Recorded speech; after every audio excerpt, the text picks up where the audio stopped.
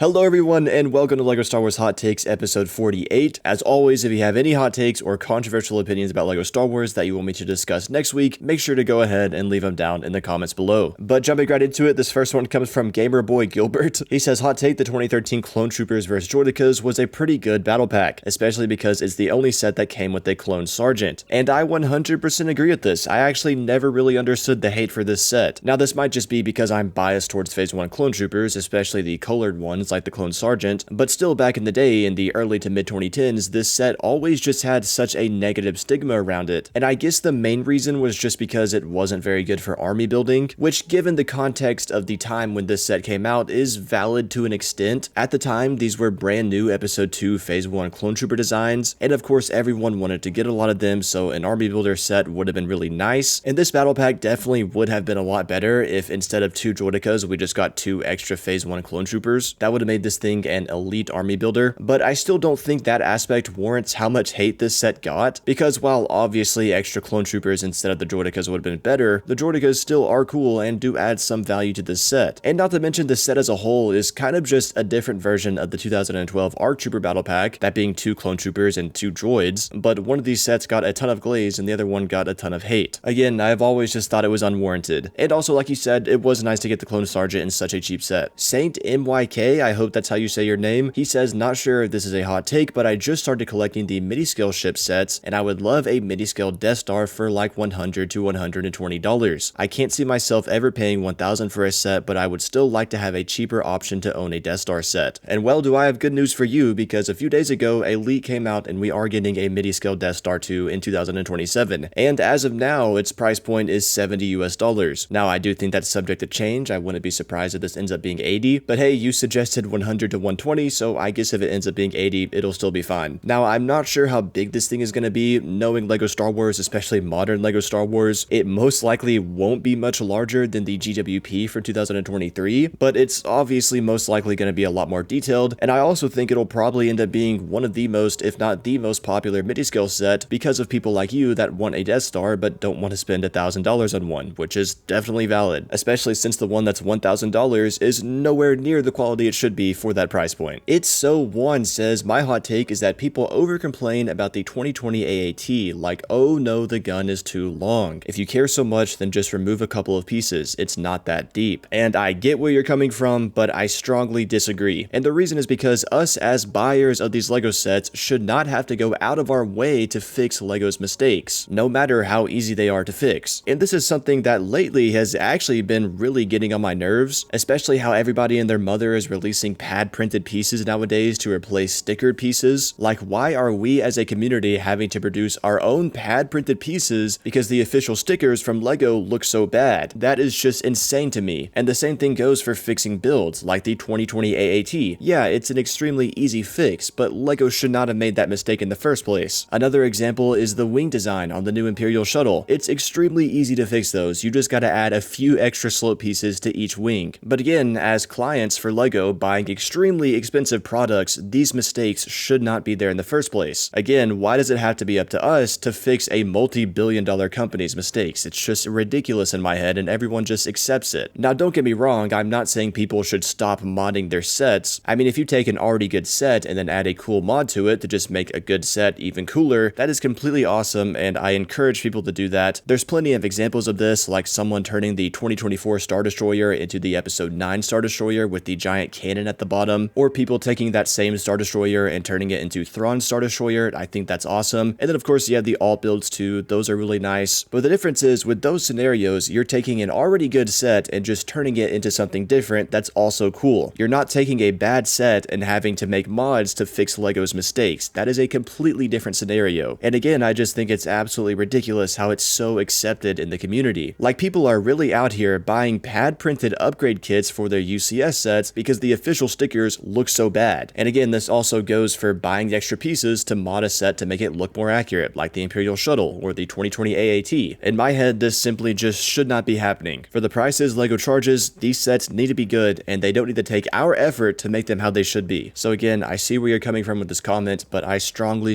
disagree. Revan Ott says, hot take, the Revan minifigure is bad and only gets praised because it's the only Revan minifig. If Kid Boba gets criticized for having the wrong shade of blue for the arms, Revan should not get off scot-free while having the wrong primary color for the torso. And well, I can agree on the part where you said it only gets praised because it's the only Revan minifigure, but I wouldn't say it's bad, I would just say it's overrated for that reason, because I mean the minifigure itself looks cool. I'm not gonna sit here and say this is a bad looking figure, but yeah, I definitely don't think I would label this as one of the best Star Wars minifigures of all time, or even the best Sith minifigure of all time. Darth Malgus is 10 times better in my opinion. At the end of the day, Revan is a very basic figure. There's no unique molds, there's no unique accessories, nothing like that. It's literally just a figure with a hood with some cool printing on it. And to me at least, because of that reason, it doesn't compare to figures like Malak and Malgus. But again, I'm not going to sit here and say this figure is bad. It has an aesthetic appeal. It looks pretty cool. Now, as for what you said about the torso print being the wrong primary color, I feel like this is one of those situations where it just depends on what picture you're looking at, because there are pictures of him where his chest is definitely primarily a dark red color, and in this case, I think the figure looks fairly accurate. But there's other pictures of him where he's either got gold armor on, or his chest is simply just a little bit different and is more brown instead of red. So again, it really just depends on what image you're looking at of him when you're comparing this figure to the source material, but for the most part, I mean, I'd say it's accurate. I just simply think it's not as exciting as figures like Malak or Malgus. Colonel GW says, hot take, the build in the battle pack is just as important as its figures. A modern sci-fi army is nothing without vehicles. And well, yes, you're right about that last part, but the vehicles are supposed to be the bigger sets, not the builds in the battle pack. Now, don't get me wrong, I still think the builds in battle packs are important, and LEGO obviously needs to put effort into them for how much they're charging for battle packs nowadays, but I don't think they're as important as the minifigures. Battle packs are really the one set where this is the case. In large play sets, the minifigures are important, but the build is really what the set is supposed to be about. And with battle packs, it's pretty much the opposite. The figures are what the set is supposed to be about, and the build is important, but not as important. And there are battle pack builds I really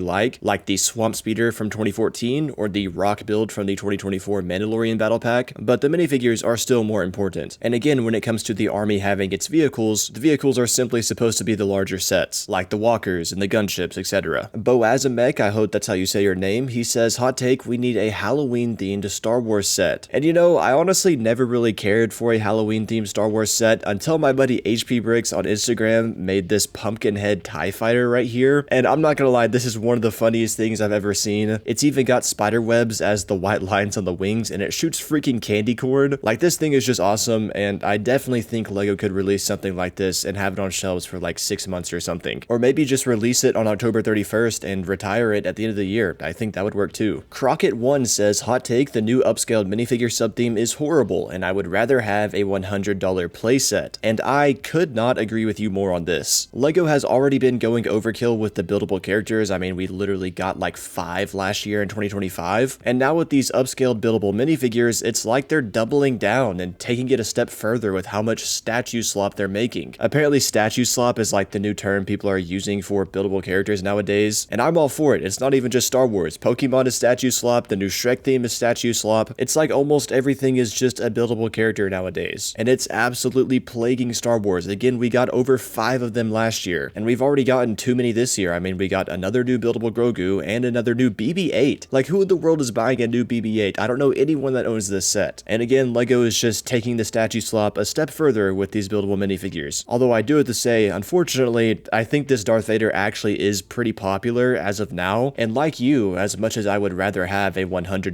playset, because this Darth Vader is currently so popular, I think these upscaled figures are most likely here to stay. Which, I mean, on paper, I guess is fine, as long as they cut back on how many buildable characters we're getting on top of these. Because, I mean, if LEGO releases 5 buildable characters every year, along with 2 or 3 upscaled minifigures, that would just be ridiculous. I mean, I don't think the idea of statue sets is bad. If it were up to me, we would just get 1 or 2 high-quality buildable characters a year, that being something like the new Boba Fett, or maybe a new buildable General Grievous, along with like an astromech droid, because Chopper and R2-D2 are actually really good, and then like 1 upscaled figure on top of those 2 other sets. Just 3 a year, that's all we need. We don't need all this extra fluff, we could just use 3 a year that are all 3 high quality, and all that extra fluff could instead be high quality playsets. Anyways though guys, that is going to do it for this episode. As always, if you have any hot takes or controversial opinions about LEGO Star Wars that you want me to discuss next week, make sure to go ahead and leave them down in the comments below. If you are new, please consider subscribing, and if you want to check out more of my videos, you can see them on the screen right now.